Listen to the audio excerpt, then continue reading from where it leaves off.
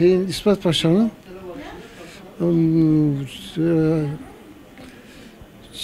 başvekilliği zamanı hükümetine kavuştum. Gördüm ben onu. Fakat öyle ki azan Türkçe okunuyordu. Şimdi mesela Allahu Ekber, Allahu Ekber diyor. O zaman Tanrı uludur, Tanrı uludur.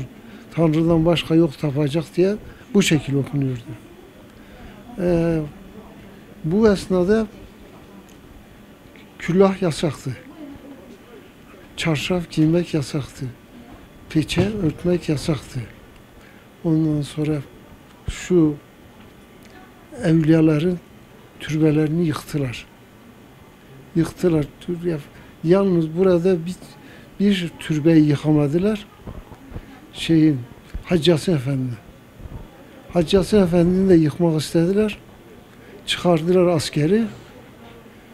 Bir kazma vurunca asker taf kopuru olarak düştü türbeden aşağı. Onun üstüne kimse cesaret edip türbeye daha kazma vuramadı. Bu şekil bunu gördük.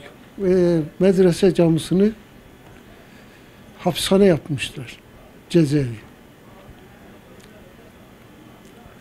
Herkes bahçelere giderken ailesini mecbur gece götürüyordu.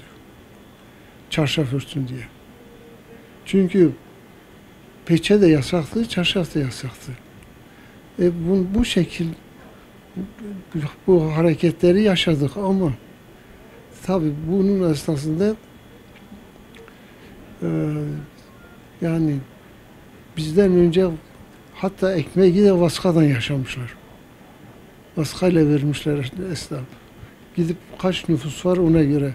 Hatta ben gittim Sümerbank'tan eşyayı belediyeden mahpus alacaksın ki gidip Sümerbank'tan eşya alasın. Ve çünkü onun için bu durumları biz yaşadık, gördük. Ama bilmeyen bilmez abi. Peki bu namazla, ezanla ilgili böyle bir hatıra olarak aklınızda olan ne var? Vallahi ezanla ilgili Yani hocalarım o zaman böyle okurken istekli mi okuyordular, isteksiz mi okuyordular?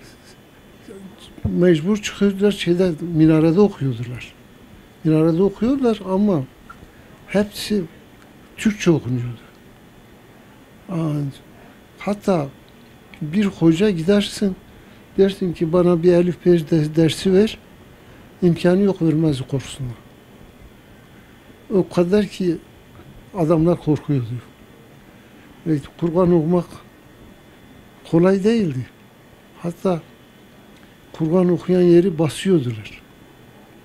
Basıyordular, onların hakkında mahkeme açıyorlar. Mahkemeye veriyorlar. Ceza alıyordular adamlar. Bu yaşantı bu şekil devam etti. Ta Menderes'in gelen şeyine kadar. Devamına kadar. En sonu Menderes'i de yediler, kurtuldular işte.